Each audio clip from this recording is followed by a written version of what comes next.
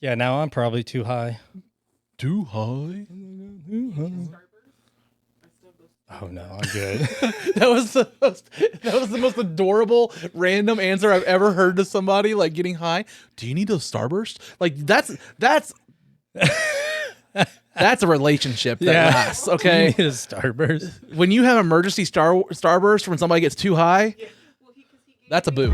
I'm unloading the meat. I'm loading the meat. I'm unloading the meat. I'm loading the meat. I'm loading the meat. I'm loading the meat. I'm loading the meat. I don't even know what it means, what it is, what it is, what it is, what it is, what it is. I'm unloading the meat. I'm loading the meat. I'm loading the meat. I'm loading the meat. I'm loading the meat. I'm loading the meat. This episode of Unloading Meat is not brought to you by your favorite male enhancement such as Blue Chew or whatever other names they have. I really don't know anything about the products. I obviously don't take them. This guy over here, Stefano, does, right? You take them? Which one do you take? You don't? What do you mean you don't? Obviously you don't need. Wow. I'm just sorry, guys. I kind of lost my train of thought. I'm just really more impressed that he actually got laid. If you're tired of these fake ads, make sure to reach out to your favorite sponsors like Blue Chew and tell them to sponsor Unloading Meat. Now back to the show. I guess I should introduce this. Guys, ladies and gentlemen, and everyone in between, and everybody that just wants to be whoever they want to be. I'm just going to say, I love Unloading Meat. I love my guests. I'm really high right now. This fucking weed is hitting again. Right in the middle of an intro, I want to do it again. Oh, yeah. Ladies and gentlemen, the magnificent. He has eyes that you can just get lost in. Ladies and gentlemen, Preston Sly. Welcome, Preston. Some people say I have beautiful eyes, and some people say I have serial killer eyes. So Both? yeah, well, I got that 1,000-yard stare. Is that meaning like you have to be 1,000 yards away from all? I think that's like a Is reference. it a restraining order? That's like that's like a reference to like PTSD. Just stare like. Dun. Well, I think what a lot of people don't know about me is like most of the time I'm at an open mic or a show or with a big group of people. Yeah. I am disassociated, like just immediately. So yeah, if you've ever talked to me out at an open mic or anywhere and it was awkward, sorry. It's probably going to be awkward. You do fine. Open Container's been great so far. Yeah, I like that place. I hope it builds. I hope it's still going when this releases. Yeah. It's got that cool, downtown backdrop. I think it's a really cool spot to get some great pictures. Yeah, everybody's hitting up those Instagram photos with it, man. Yeah. Especially when the lights go off. Yeah. Those lights make everything pop. Yeah, it's a cool little spot. I never thought I'd have 2 open mics. Because you have Bounty also, right? Yeah, Bounty's on Monday. We're still trying to make it happen. Yeah. I wish I could. So, like, I've told you before, and even off camera, like, I have my kids Mondays and Tuesdays. So, like, Mondays and Tuesdays are just the thing where I'm not going to be out. Well, see, I don't. Some hosts, not so much anymore, but some hosts, are like open mic hosts. They get like really butthurt if people don't show up. It's like people have lives outside of this. Yeah. Sometimes, Monday night doesn't work because whatever. Yeah. Or, like for me, I pretty well take Tuesdays off. I try to get out Wednesday, but yeah, we're all adults. Yeah. Most of us have jobs and, we got to do shit. So for me, it's Wednesdays and Thursdays are the nights where I can hit open mics. Yeah. Those are the 2 nights where I'm going to hit out. So it was nice to see that you were doing open mic or open container. Cause like I said, you do Bounty on Monday. So I'm never gonna be out on Mondays. Yeah. So it was nice to be able to see you every Thursday or just hang out with you. Yeah, no, and I appreciate you coming out. I appreciate everybody who's come out to my mics. It's been trying to build. I'm seeing more people coming out. And I should be getting. It looks like maybe sometime in July. So probably by the time this comes out, hopefully, I'm going to be getting a monthly showcase at Uncle Bentley's. Oh, where's that? I think it's like between 51st and 41st in Sheridan. Okay. Yeah. Yeah, there used to be some comedy shows there. It's a pretty cool little room. They're trying to figure out if they want to do it on a Friday and Saturday. So by the time this comes out, hopefully we got that figured out. Yeah, what a lot of people don't realize is like my open mics, I don't charge anything. Like I don't charge it's an open mic. I think it's kind of silly to charge for an open mic. Yeah. Maybe a couple drinks, but I just want a place for comedians to come out and do their set. Yeah. I don't really, if they say something I don't agree with or don't like, I don't have to. I don't feel like I'm supposed to correct them. Like, Yeah. If it becomes a problem, yes, but like. The crowd reaction should tell them everything they need to know. And also, for me personally, if there's an open mic that has money involved with that can kind of be a little bit of shady things of like, then it gets into this gray area of what things are allowed there or whatnot, or like since money's involved, the venue might be able to like, okay, we don't want this, and this. Yeah. There's more power because money's involved. Yeah. I've been pretty fortunate because like the Bounty and Open Container, both their like owners or whatever they just want people there drinking. You know what I mean? Yeah. Like, I like that it was a great venue, and honestly, it was a great spot to bring out. I brought some friends out, like that Open Container. Yeah, you riffed on her every single time, dude. I don't know what the girl that was sitting closest to me, like her face was just like, I am not entertained. That was cool. It was like 3 people that weren't comedians. Yeah, and that's always great because I mean. I say this, I think you've heard me say this at open mics, like it's work. Yes. Because sometimes you're coming and you're performing in front of the same 10, 15 comedians. It can be hard, you know what I mean? Like that one night at Bounty, that guy came in and he was newer. I won't drop names, but like he got upset nobody was listening to him and basically said, fuck you guys, dropped the mic and walked out. Yeah. Funny is he forgot his phone, so he had to come back and get his phone.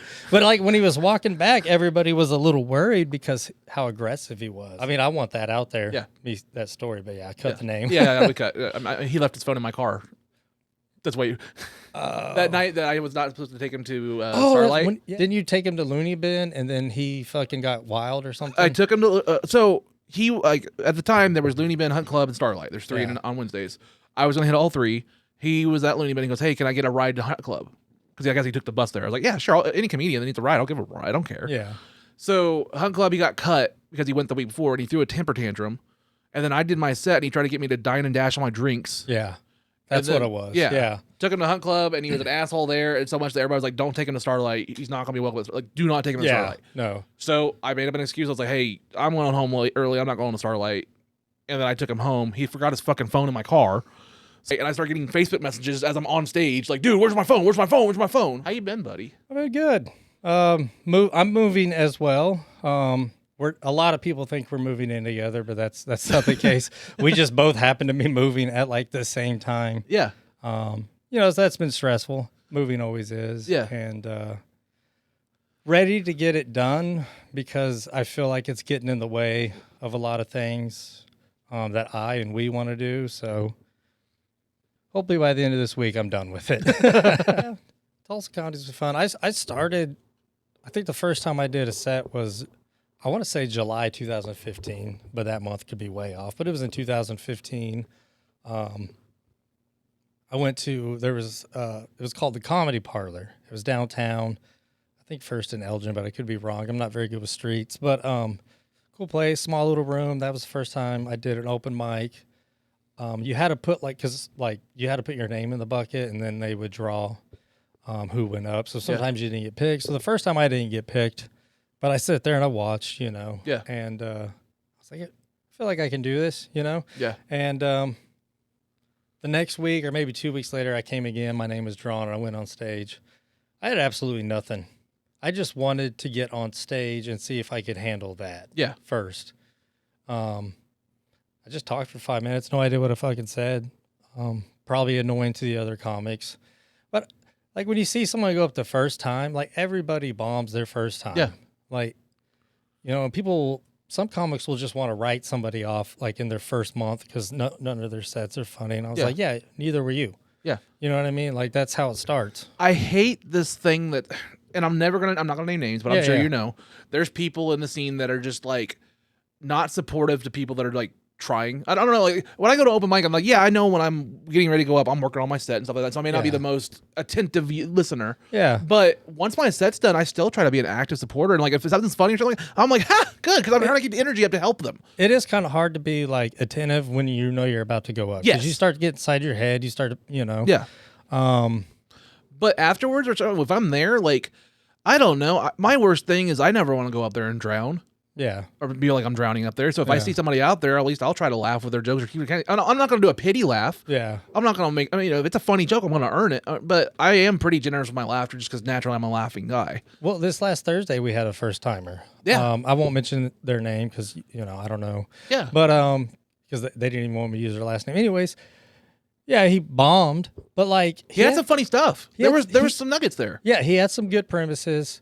He had really good stage presence. Yes. And like he didn't look like super nervous. I saw some nervousness, but I mean, as far as stage presence and like, I feel like it was really good. Yeah.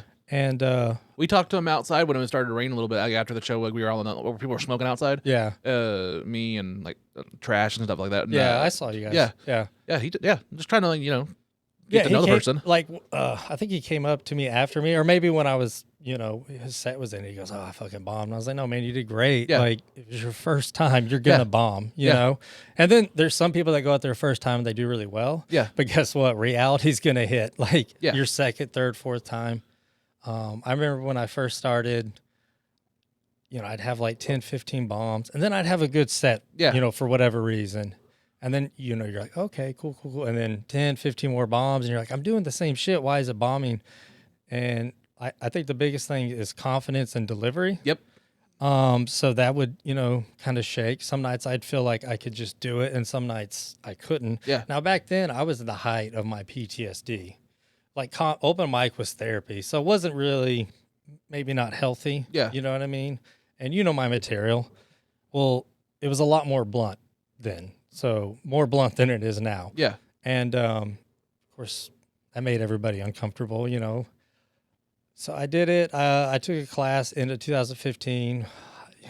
Do you need to take a class? No. Yeah. That's gonna, you don't need to take a class. Yeah. Anyways, if you want to do comedy, there's a lot to study on the internet. Yeah. Yeah. You don't need to pay $100 or whatever to take a class. So, was she a hooker or prostitute? Sex worker. I'm not trying to shame. I'm just more curious. She wasn't? You went on a date? How the fuck are you getting laid? And how the fuck are you not needing a company like Blue Chew? Who, coincidentally, is not sponsoring today's episode of Unloading Meat. But they could be. They could be. If you're tired of these fake ads, make sure to reach out to your favorite sponsors like Blue Chew and tell them to sponsor this show. Now, back to the episode. I love CR. I love CR. Yeah. He was just on the couch Thursday. Yeah. The morning of Session Open Container, he was here. CR, Just genuinely nice guy. genuine. I just love his like persona on stage. Yeah. 'Cause it is him. Yeah. Like, even when he's off stage, it's, Well, I told him, like, I always have a soft spot for him and Trash. Mm-hmm. Because the two open mics I first did, I did one with Katie style when I just get my feet wet. I think I talked to it on Angela's episode. I got my feet wet, and I went up there, and I had my phone propped, and CR was there.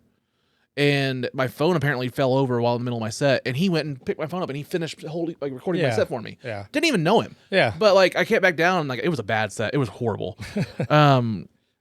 Love that was a all bad set. That was the set. I told Katie style, too. I was like, okay, I always remember it because my first time back in 14 years, I do a set, and I'm one of the last 3 comedians. Yeah. And right before I go up, Coach from Tulsa Comedy Club hands her a note, and the note says, cut them down to 4 minutes each. Oh, yeah. So she goes, I just been handed a note. I'm sorry, guys. You guys only get 4 minutes. Coming up next, Jared Ralphie Allen. And I have to walk up to the stage and cut a minute of my 5-minute material as I'm walking up to the stage for my first time in like 14 years. And I'm like, don't have a panic attack. Don't have a panic attack. Don't have a panic attack. And so like, and then I have to go up there and like bend over a stool and give the difference between me and my ex-wife giving head. Just typical things you do in Tulsa comedy. So it wasn't the greatest set, but I got through it, and I kind of remember CR because he was so genuinely nice. He's like, hey, your phone fell over, but I picked it up and I finished it for you. I was like, thanks, man. And then I added him as a friend that day. Didn't even know who he was. And I was like, oh, shit, this dude's on Reservation Dogs. He's on Tulsa King. Like, he's in the scene. I think he's in a band, too, I believe. I don't remember the name, but yeah, he's a very talented guy. I think he's a lawyer, too. Yes. Yeah. And, like, I never would have guessed just because most lawyers are pricks. Yeah. And he's really nice. Yeah. And since that moment, I've always just like, he's just a genuine dude. And Trash was the same way. The next time I went and did Tulsa Comedy was in January, and Roscoe was hosting it. And I was sitting with Patrick from Sesh Lounge. I had just met him that night. And I was like, hey, Patrick, would you mind filming my stuff? And he's like, yeah, sure, go ahead. Yeah. And he goes, well, Trash over there has a little stand. Why don't you use his stand? I was like, well, I don't know him. I don't want to fuck with, I don't want to mess with him, or, I don't want to bother him. And Patrick went over there and was like, hey, this guy over here was wanting to record a set. Would you mind letting him borrow your stand? And Travis was like, no, everybody needs to record their set. Go ahead. Yeah. And he was just super nice and just let me borrow his stand. And that night, like, we were outside smoking, and like he didn't have a ride. And I said, hey man, do you have need a ride? And he goes, sure. And I just kind of wanted to pay it forward. And that's what started our friendship. Yeah. Was little moments like that. Little moments of kindness that are big with me. You know what I mean? Like, that's the shit that just, I think everybody just needs to go out of the way. And those little things matter. Yeah. CR didn't have to do that, but now, I had him on the couch. We talked for an hour and a half or so. Like, I jumped into comedy when I was 28. I just was like, when I was a kid, probably 8 or 9, I'm not very young. We were going through a pretty rough part in my childhood. We were like, no money. I was literally eating crackers with like grape jelly. That was like what I had to eat. Yeah. And I remember like I was watching comedy on the TV, and it was just like a good escape. Yeah. And at that time I was like, ooh, I want to do that. Yeah. 20 years later, I decided, fuck it, I'll try, Yeah. And like I said, that was the height of my PTSD, super depressed. Yeah. Very like reactive, I apologize to everybody in that time period that had to put up with it. Yeah. But 2016, I got fired from the post office. Oh. Yeah. And about 32 hours later, I was in Fairbanks, Alaska. Yeah. As one is to do. Yeah, just yeah. I make decisions sometimes, you know what I mean? And they're very rash. But I'm getting better. A lot of therapy. Have you ever thought about working in witness protection? You'd be great at just random locations to go to. No, you know what's funny is when I got to Fairbanks, a lot of people thought you were in witness. Yeah, there's this guy Rashad. He was just like, let me see. Like, they wanted to see my ID. Because they all thought I was just like a psychopath that moved into town. You know what I mean? Because that happens. Yeah. Like, a lot of like felons and stuff run to Alaska and hide. Yeah. It's one person per every square mile. Well, as long as you're not having to like go door to door and be like, hey, I just want to let you know I'm a registered sex offender or something like that. You know what I mean? I'm a registered serial killer. Yeah. Yeah. Yeah. All the greatest cereals, Cracker Jacks, Apple Jacks, Fruity Pebbles, those kind of cereals. Anyway. Yeah, I'm fat. I'm hungry. But no, when I left in 2016, I've been doing comedy for about a year, give or take. And yeah, I went to Alaska. My sister and brother-in-law were up there. He was in the Army, and like they realized what I was going through, and they're like, "Hey, just come, chill." So I got to Alaska. I chilled, for about a month, and I was like, I got to get a fucking job. Like, I can't. I started to feel guilty. I started to feel useless. So I got a job, just working part-time at Pike's Landing, little restaurant there in Fairbanks, kind of right next to the airport. Worked there, waiting tables for a little bit. It was kind of rough. Made a little bit of money. And then I got a job at a hotel. So I was working like hotel front desk. 2 nights a week I was working overnights, and then the rest evenings. Learned how to fold a fitted sheet. Nice. Yeah, because I was in the back all night on the 2 overnights just folding all the laundry. Most of us just roll it around. Yeah. And then while I was working there, my friend Ryan Dempsey, I was in the Air Force with, he sent me a message. He's like, hey, Allison F-16 squadron, which backtrack in 2006, 2009, I was stationed there when I was in the Air Force. So now we're at 2016, 2019 when I'm back. Yeah. And they're, hey, they're doing a contract. They're going civilian. So I applied. And I was like, at the time, my secret clearance had expired. So like for them to hire me, they'd have to pay for me to get a secret clearance again, which I don't know how much, but it's pretty, it's expensive. Yeah. But I applied on like Sunday night, and at 8 a.m. Monday morning, I got a call from this dude named Bruce in Hawaii. He's like, hey, when can you start?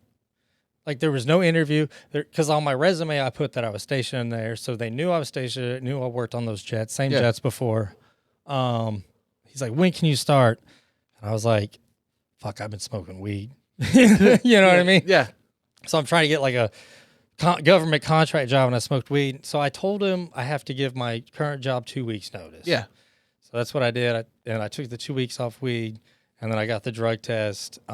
Super nervous, you know what I mean? Because at this time, weed was legal in Alaska. Yeah. And recreational, you didn't have to have a stupid medical card. You could just be like, I'm an adult and I want weed. Yeah. And go in and buy it. Like, it's a crazy idea, right? Yeah, I know. Where was I going? Oh yeah, but I got the contract job and I started kind of towards the end of February, and I ended up being like, and I didn't know that's what I applied for, and I ended up being a shift supervisor, if you will. They call it an expediter, and long story short, everybody was fucking lazy. Like nobody actually wanted to work. I'm like, bro, and it was an aggressor squadron of F-16s, which means we didn't load bombs. It was just missiles, chaff flare, the occasional pylon so they could hold extra fuel tanks. And we were making like $40, $50 an hour. And I'm like, guys, we literally just have to do 4 hours of work at an 8-hour shift. Yeah. Like just, anyways, not to get off on that tangent, but no, I used to like, so I got the job and I was like, fuck it, I'm going back. I'm going to, so every morning I used to take like a 5 milligram edible to sit in the morning meeting, which was basically just a circle jerk of like, who's going to blame who, and, you know, a lot of conversation, but nothing got done, and then repeat tomorrow. You know what I mean? Bureaucratic red tape kind of bullshit. Yeah, and because you had the contractors that came in, and they didn't want to just follow, the Air Force policies. They thought, oh, I'm not in the military anymore. I'm like, you're making $50 an hour, do your fucking job, do it right. Yeah. Anyways, so I get high in those meetings. Well, I started making butter, like with shake and stuff. Yeah. I got me one of those magical butter, and someone's like, hey, put a little bit in your coffee. And I did. I overdone it. I overdid it. I did not. I don't know why. I don't know how much I put it in there, but probably 10 times the amount I should have, because I was basically tripping balls. Yeah. And so I was in the meeting. It was really kicking in. Motherfucker. Yeah. I was in the meeting, and it was really kicking in. And I was like, oh, shit. I got to ride this wave, right? Okay, now my next step is I got to get everybody together, because when jets launch, they got to have like a fire guard who pulls pins and stuff right before it taxis out. Yeah. So I'm out there driving this bread van around, F-16s moving. I'm tripping fucking balls. Like I am so goddamn high. Like the highest, like probably the third highest I've ever been. And I'm out here around fucking airplanes taking off and shit. Looking for the Wright brothers. Yeah. So anyways, the crew chief expediter pulls up to me, and I'm just like, I'm like, everybody has to see that I'm incredibly high. So he asked me a question. I don't know what I said. You know what I mean? And he drove off, and I was like, fuck, he knows I'm high. I'm just waiting for like, hey, and so the jets come back, and when they come back, I had to like check, like the missiles have like argon. So when it's doing the heat seeker, it cools it. Mm-hmm. So I had to check all that, swap what we needed to swap, check the chaff flare, swap what we needed to swap. And I was supposed to do the numbers. Boy, I kept having to go backward, like to the last check. I was like, did I get that right? And this one crew chief looked at me and he's like, dude, it's the third time you've checked that. You good? And I was like, yeah, I'm just having a stressful day. And I walked, just fucking left. Yeah. And I remember I got done and I was walking back to my van. That was I parked it down here and walked all the bays and walked back. And I was so high, I felt like I was walking in place. Like, I felt like I was more on shrooms than marijuana. That's Michael how much Jackson moonwalking. Yeah. So I get back to the truck, I get inside, I document, hopefully write all the numbers, and I go to the break room to sit because it's writing hieroglyphics. Yeah, and I go to the break room and I'm sitting there, and another wave hits because I drank the whole coffee slowly. Oh shit! You know what I mean? So I'm just getting wave after wave. That's not the smartest idea. No, it was a terrible idea. So this guy Wave 2 activated. Yeah, so this guy named Jeff comes in. I'm in the break room. He looks at me. He goes, dude, you good? Your eyes are so fucking red. So I just start crying. And I was like, and I made up some bullshit. I was like, man, I just got some really fucking bad news last night. And of course, I'm crying in a room full of like macho kind of guys. Yeah. You know what I mean? Like, and I was just like, I think I'm going to go home. They're like, cool, go home, leave. We don't want to, you know what I mean? This is making us like, this is not cool, bro. So I drive from Eielson to Fairbanks, which is about a 20-minute drive. Yeah. 10 if you want it. No, it's about a 20-minute drive. 10 if you want it. It's about a 20-minute drive. That's how it is on Grindr every night. And I don't remember the drive because I was still hitting a wave. So I get home and I just fucking pass out probably at 1 in the afternoon, and I sleep till 5 a.m. the next day. Damn. And I wake up, I'm still nervous. You know what I mean? Because Yeah. it's like everybody had to know. Yeah. You know? And so I messaged my friend who worked overnights, and I won't mention his name because he's still doing contract work. But, and I knew him and the other guy, I knew that they partook. Yeah. You know what I mean? So, I messaged him because he worked overnights. He ran the overnight shift. Yeah. And I was like, have you heard any chatter, any talk about me yesterday? He's like, no, nobody said a thing, you know. So I come in like 6:30 in the morning like I normally do. And that day I'm sober. You know what I mean? Yeah. I'm like, I am not. And I sit down, I start doing my paperwork. And like the whole day I was just waiting, you know, for someone to walk in and grab me. Yeah.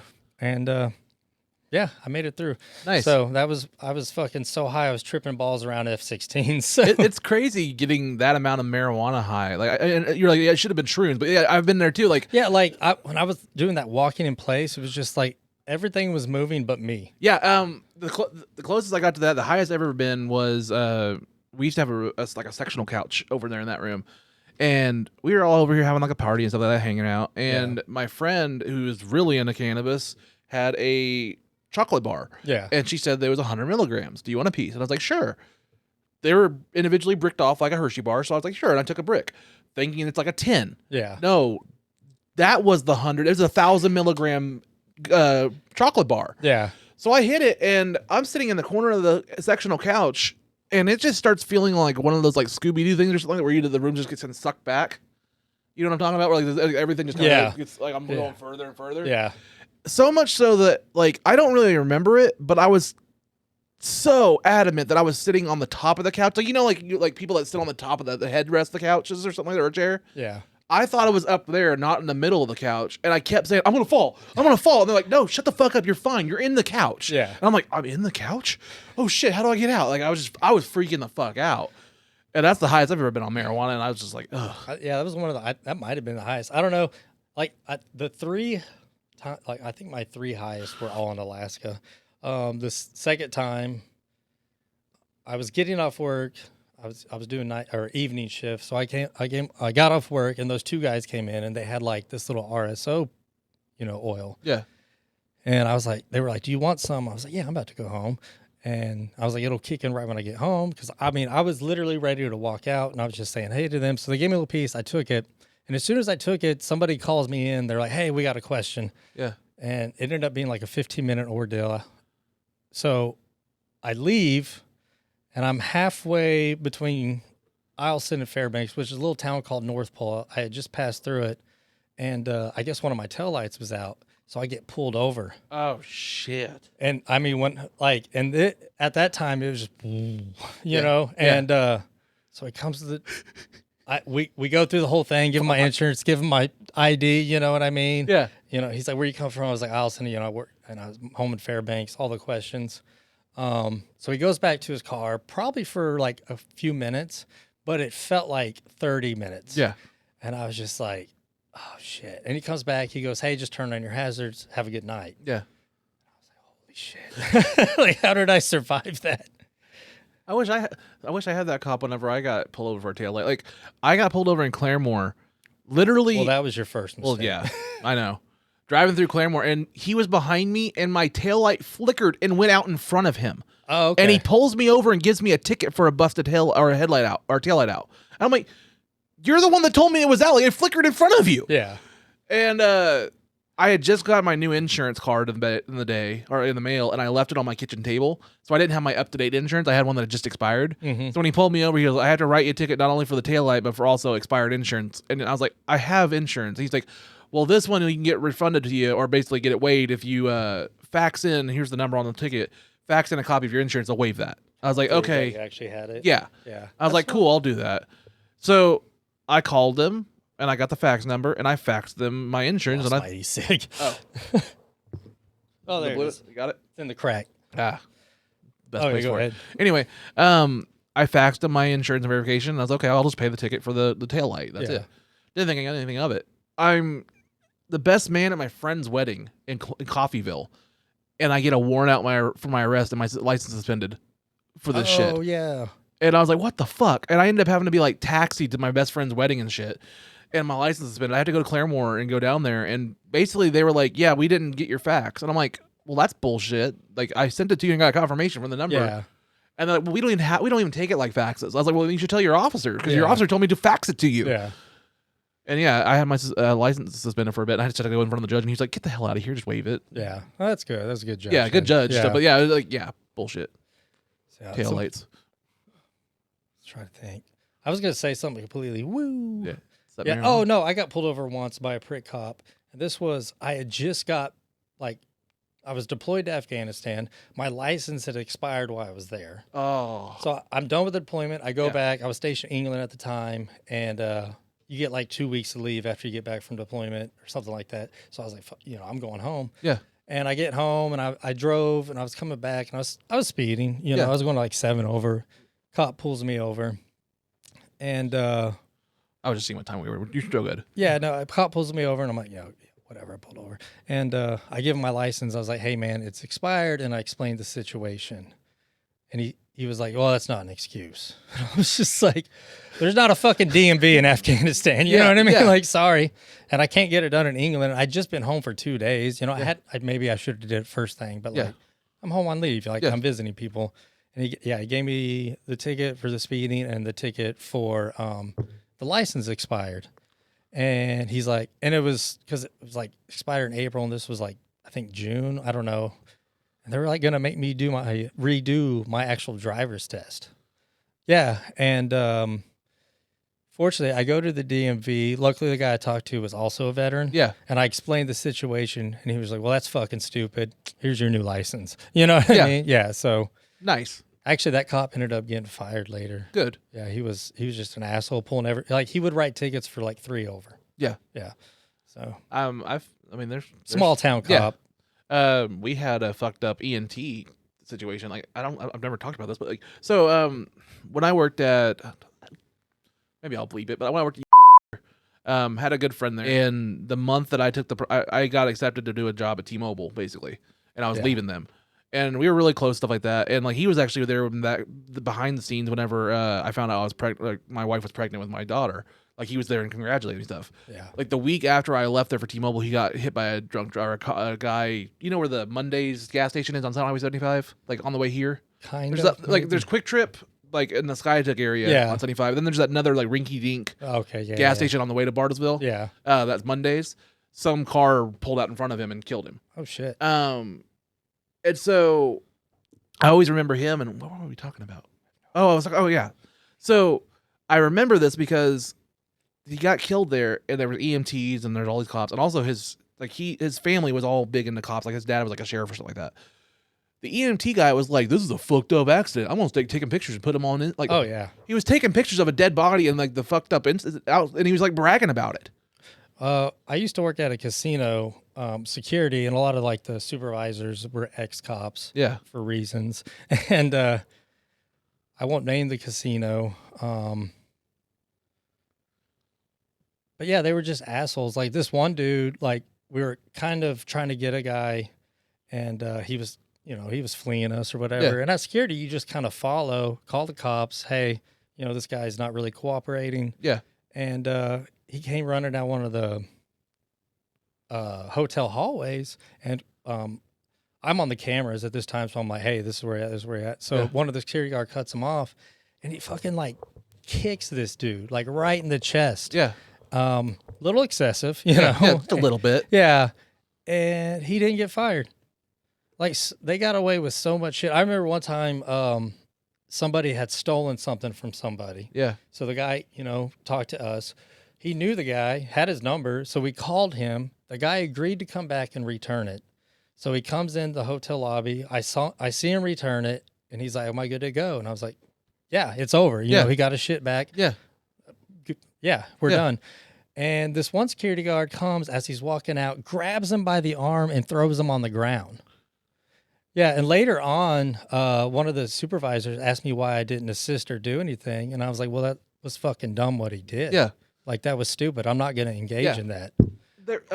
Casinos are crazy, man. Like, I'm not going to name one here, but like, I had a friend that worked as a bartender at out there in that area. Yeah. believe Osage, whatever, in the area. But she worked as a bartender, and she was cutting off people that were just falling out of their stools drunk. Yeah. Like, she was cutting them off, and her manager got onto her and wrote her up and, like, got her in trouble. Like, you shouldn't be, they're paying customers. Don't cut them off. And she's like, they're falling out of the seats. Like, they're being nasty. And she's like, well, they're paying customers. Let them drink as much as they want. That's tough. Like, the one I worked at, they were actually really strict about that. They weren't about this. Yeah, we cut off a lot of people. And, of course, that causes tension, you know. But I had to cut off one guy, and he was in, like, the bar, and he was being aggressive and stuff. Now, I did kind of start this one, but he was just being super aggressive, not, doing anything. He was poking at my chest and stuff. This manager's idea was basically like, the more they drink, I don't care how much they drink because they're going to lose track of their money. Let's let them keep gambling. Yeah. So we don't care if they're fucking passing out. Just let them keep gambling. Yeah, and that's fucking excessive. That's kind of scary. Yeah. Like, this guy, he was poking my chest or whatever. And I look back, and I see 3 security guards come up behind me that like to fight. Yeah. So I used that to my advantage, and I looked this guy right in the eyes, and I was like, you need to get the fuck out of this bar. But I did it with a smile because I knew this was after I worked in the camera, so I knew what the camera saw. Yeah. And he came back to swing, and I just moved, and the 3 security guards got him and, like, escorted him out. Yeah. So, yeah. At least it's not like the Lululemon thing that happened, like, last week or whatever. I have no idea what that is. There was a robbery at a Lululemon, and something about, like, either they tried to stop it or they tried to chase them outside or something like that, and the workers got fired. Yeah. Because the Lululemon was like, we don't want you to provoke the people. Just let them do whatever they want. It's not worth your life. Like, if you're getting robbed, it's not worth your life. Oh, yeah, let them take the sweatshirt. Like, it's not worth chasing them outside or anything like that. So, yeah, the employee, like, chased them outside or something over the tracksuits or whatever, and they got fired. And then, like, all these conservatives jumped in on, like, these are good employees, and by God, these progressive companies don't want them to take care of their own shit and stuff. And it turned into this whole thing. It turned into this whole thing on, like, Fox News and stuff. And I'm just like, God damn it. I haven't watched the news in a while. Oh, no, but what we were getting to, because you were talking about the cop taking pictures of, the scene. Well, he got in a lot of trouble for that. The EMT did. Oh, yeah. So we'll see. I know this one guy who worked at security. There were dead bodies occasionally. And he took pictures. He showed me a picture later because there was one. Fuck it. It was a young girl. She was dead in the tub. Yeah. Naked. And he took a picture of her and had it on his phone. Like, he showed me weeks later. That's so fucked up. He's like, hey, remember that girl in the tub? And I was like, yeah, I was sad. And he showed me the picture. And I was like, weird. So this is how, this guy's ego, but the EMT, the reason that he got in trouble and lost his job, and I think that's criminal charges on him too, because it's highly illegal. Oh, yeah. Like I said, my friend who died, like, his family was very into the police or whatever. Yeah. So that EMT came into the to get his phone upgraded, and he was bragging about it. Didn't know that the guy that died worked there, and we were all friends of his.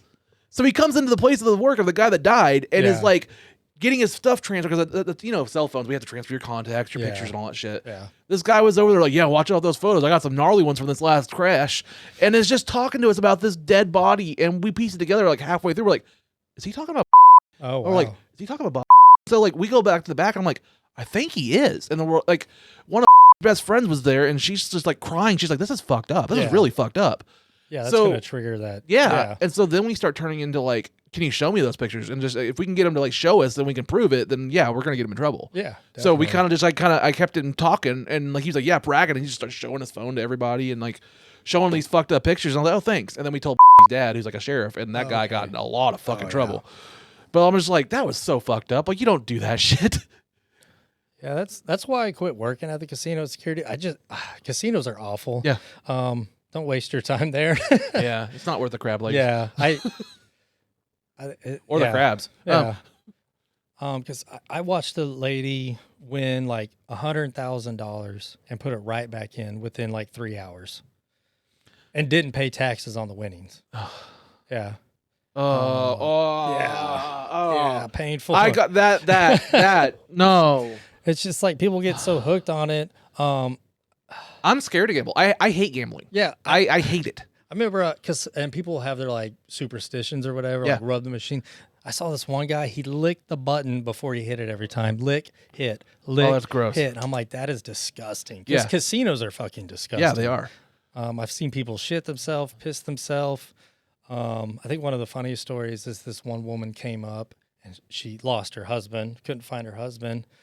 I thought you meant lost. Like he just died. Oh no, Damn, they lost that at the casino too. That's happened. But did that guy take a picture? See, we can laugh about it now because it's not actually happening. Yeah. So anyways, it's funny to laugh about taking pictures. It's not actually funny to take the pictures. Anyway, she lost her husband, and 30, 40, whatever later, Sorry. we end up finding him in the bathroom with a man.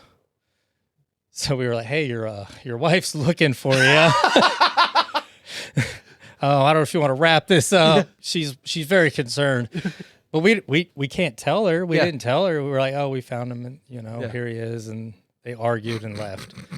It's just like, oh, yeah. Here at the casino, we save marriages. Yeah, one rub and tug at a time.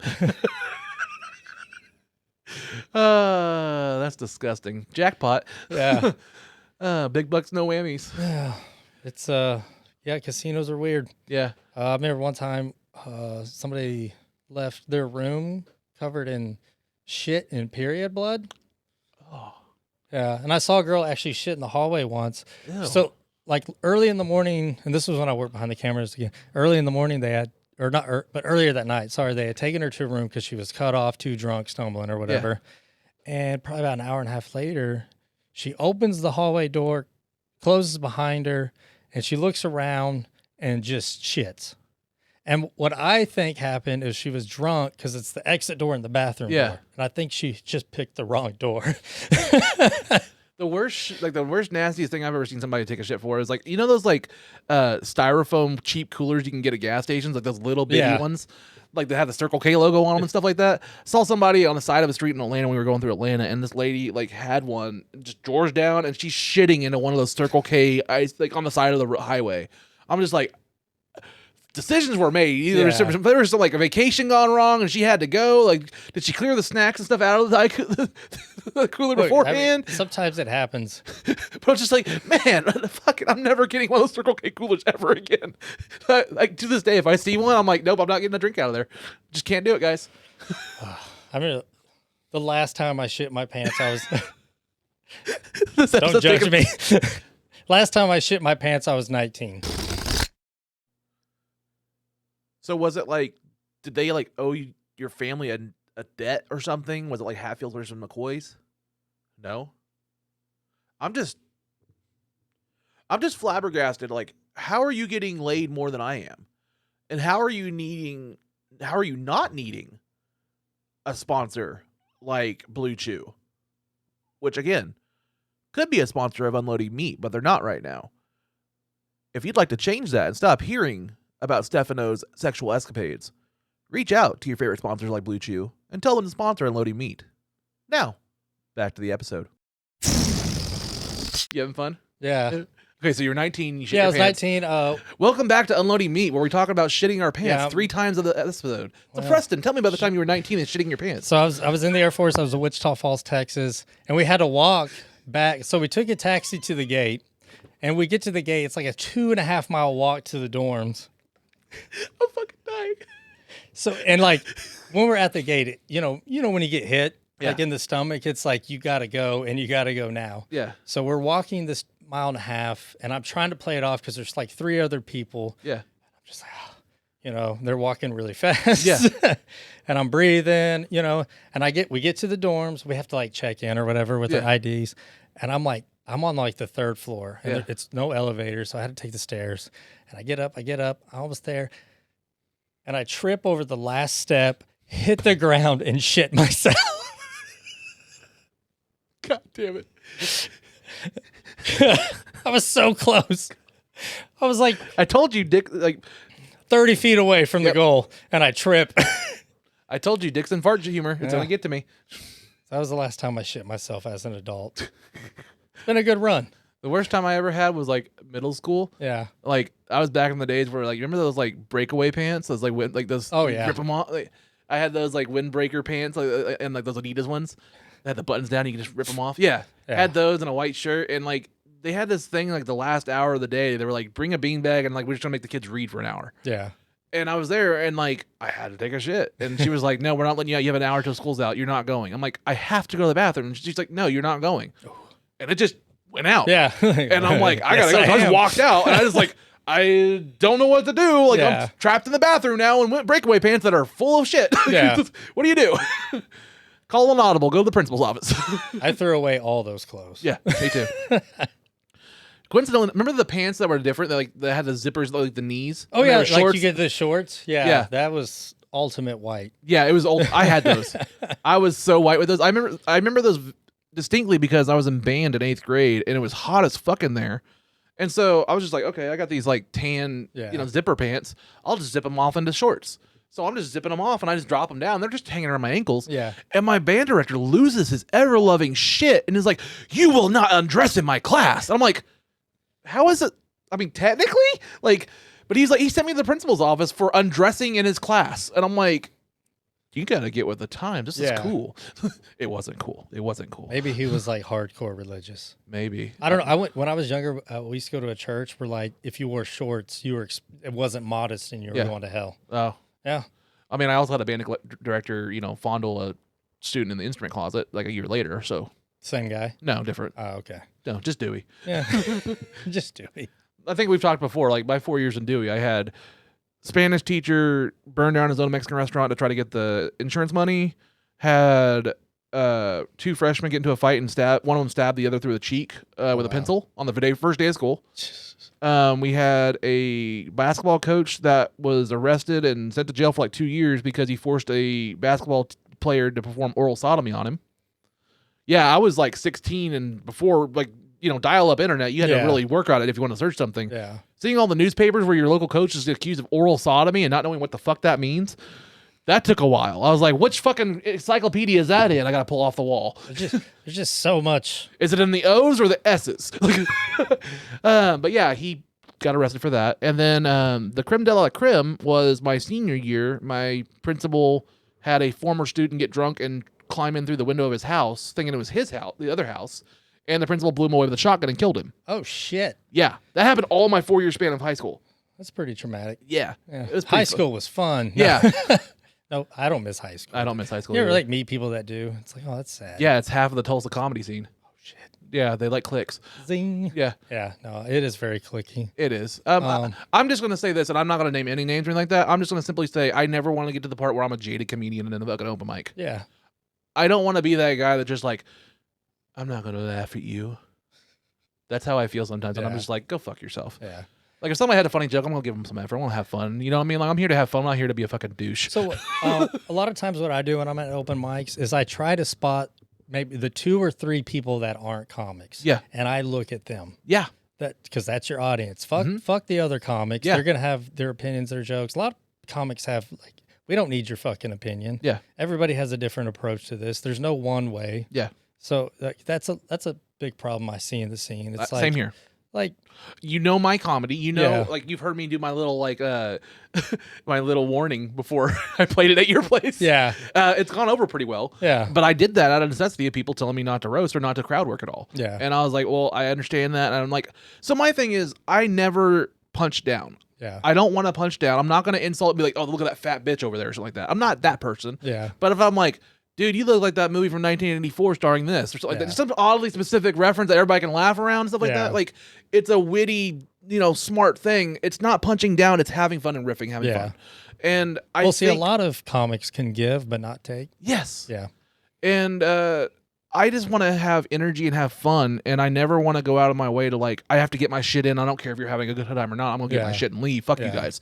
I don't want to get to that. I want to go there and like, hey, I have a mic, but are we having fun tonight? Are you guys having fun? Let's have fun. Let's fuck around. Yeah. And I like doing that. Like that's just me. And so anybody that tells me the parameters like you're not allowed to do this or this or this, I'm like, but why? Yeah. And if you tell me you can't give me a good reason, I'm gonna fuck with that why pretty fucking hard. So I'm like, I'll admit this. I don't know anybody's set. Yeah. Like I'll listen, but it's out the ear. Because some people are like, oh, what was your favorite part? And I'm like, the part where the audience laughed the most. That was my favorite part. You know what I mean? Like, because I don't really listen to what the comic's saying when I'm looking at comics or whatever. Stage presence, and then I listen to the audience reaction. Yeah. What they're saying, who cares? Yeah. Because it's them, it's their whatever they want to do. But if the audience is enjoying it, that's a good, okay.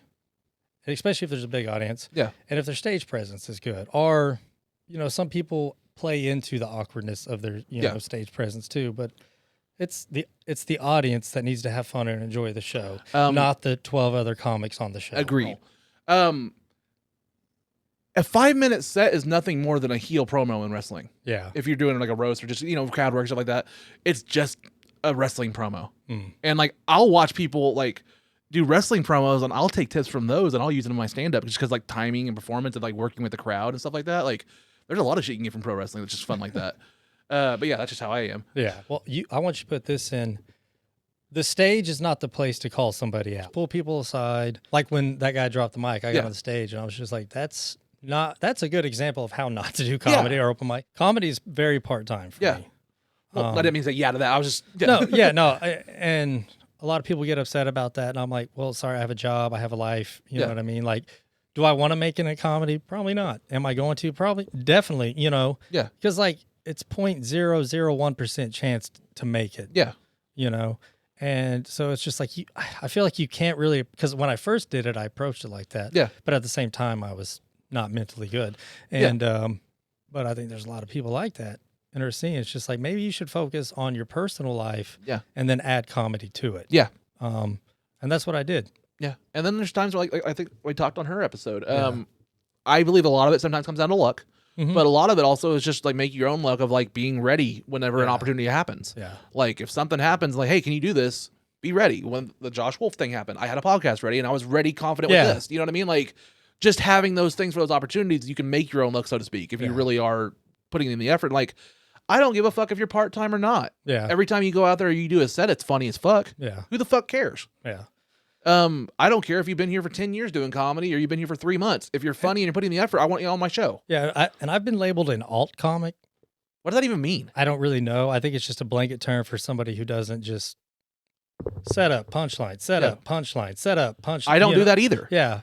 Okay, well, it's not the 80s or 90s anymore. Like, your audience has changed. Yeah. And so, like, when I do an open mic now, I write maybe 2 or 3 minutes of the 5 minutes. Yeah. And I try to just go in with a new bit or just a bit I want to work on. Yeah. And then the other 2-3 minutes, I am writing live rare while I'm looking around, just looking at what people are dressed like, how they're acting, stuff like that. And I just like to have a little riffing time and just have some fun. And it's not like I'm going to, like I said, punch down. It's just trying to get people involved in the, like, you see this person in a weird hat. Container, and then Isaiah had that hat and I said he looked like, what did I say? Like, Chief Jebediah. Yeah. He's Native American and he had a straw hat. I was like, he's Chief Jebediah. And it just worked. You know what I mean? Like, it's just funny. It just worked. Just super, I'm high. But, like I did in 2015, then I came back and, because I moved back from Alaska to Oklahoma in 2019, and I kind of just shadowed open mics, just kind of went and watched, Yeah. So, I just kind of went and watched. And I think I finally did 1 or 2, and then COVID happened. And then, of course, I don't know if you weren't really a part of the scene during COVID, but there were some people, still kind of putting on shows when they could, and then other people were like, fucking killing old people. And I'm like, you're damned if you do, damned if you don't. You're damned. Yeah, it's just like I didn't really pick a side. Yeah, I wore my mask, I got my vaccine, but if people didn't want to, whatever. It was a weird situation for everybody. And it's also it's like hindsight's 2022 with like now that we're post COVID, it's hard to judge anybody's actions or anything like that happened during that time because it was a crazy time. People still had to pay their fucking bills. Yeah. And so people would get attacked if they did a show or went to a show. And finally people were just like, fuck it. Yeah. You know what I mean? Like, it was all like, I don't know. A lot of it was show, you know? And people kind of split the scene. It was already a little bit split, but it just put a big riff in the scene. And then like somebody took the open mic at a bar and started a new one when a couple people who were very, like, they had a very strong stance of COVID, we're not going to come back until this is over. Yeah.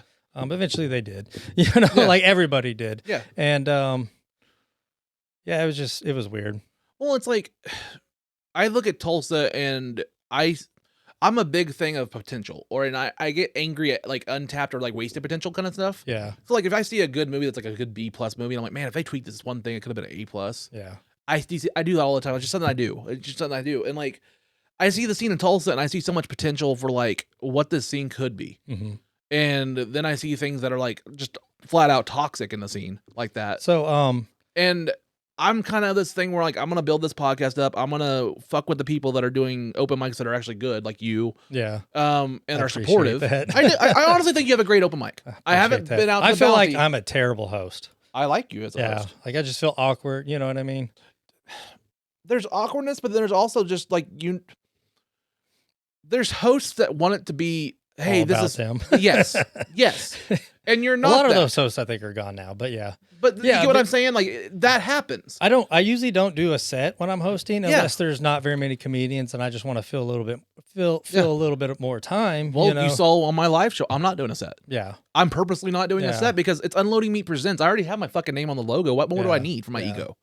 You know what I mean? Like I want to build a lot for my ego. Well, I just want to build this thing. I try not to have an ego too much. I know we all have it. Every comic has an ego. We all have it, but I try not to let it get out of control where it gets the way of like what I want my aspirations to be. It's like we're all narcissists with imposter syndrome. Yeah. Yeah, true. Oh, imposter syndrome's hardcore with me. That ruined me on my T-Mobiles and stuff days. Like I hardcore go with imposter syndrome. I got that issue too. Yeah. But I don't know if you heard my joke about imposter syndrome. It's like I go to therapy to work on my imposter syndrome, but it's kind of hard because when I do that, the white devil wants to come up. No, I haven't heard that. Yeah. And I was like, that gets a little dangerous because if you give that guy an inch, he's going to take a continent. That's good. Yeah. That's good. So, and I like it because it's like self-aware. Yeah. You know what I mean? Yeah. Because I do. Like it's in there. Like I hear some of my thoughts and I'm like, ooh, these are fucking awful. Yeah. You know what I mean? And it's just nature, nurture. Yeah. And that's the thing a lot of people forget about people is nature and nurture made that person. And if you had it, you'd be them. Yeah. You know what I mean? Me and you kind of bond about the essay stuff. Yeah. Like we brought it up, like you can just kind of see it in me, like how you kind of see it. Like it's just a certain thing. Well, Preston, thank you so much for coming on. Where can everybody find you? You can find me, Preston Sly on Facebook. I think it's like PrestonSly.1 on Instagram. Yeah. Look for the cats. That's probably me. Nice. And that was great. No, but I also want to if you want to know what's going on and like know about comedy shows, follow pages. I believe it's 918 Comedy. Yep. I think it's Tulsa Comedy Rejects. Yeah, there's Comedy Rejects, and and then I think there's Tulsa Comedy Collective or something. And it just, look on Facebook, Tulsa Comedy, and a few will pop up. But yeah, that's a great. I just want to plug those so maybe people will see those and know when the shows are. And which mics do you host on what days, sir? What times? I host Bounty Lounge on Mondays. It's on 31st and Sheridan.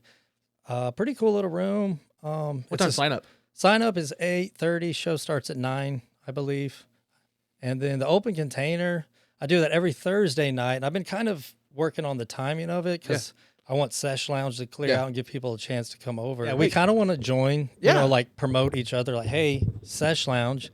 You go chill, get super high, and then you come to open container, which is like an open, it's like outside, or not outside, but the windows and stuff are open, so it's got that kind of vibe. Well, very summery, so I think that works. And for people like me, like you see me, I'm driving 2-3 times a week from Bartlesville to Tulsa. Oh yeah, I feel so bad for you, like because you drive 4. Yeah, I when I first started comedy, I lived in Adair. I don't know if you know where that is. I know where that is. Yeah. So and I used to make kind of a similar drive, like 40 minutes, 45 minutes to go do 5. Yeah, maybe but comedy parlor because sometimes you didn't even get your name drawn. Well, that's why I'm just like.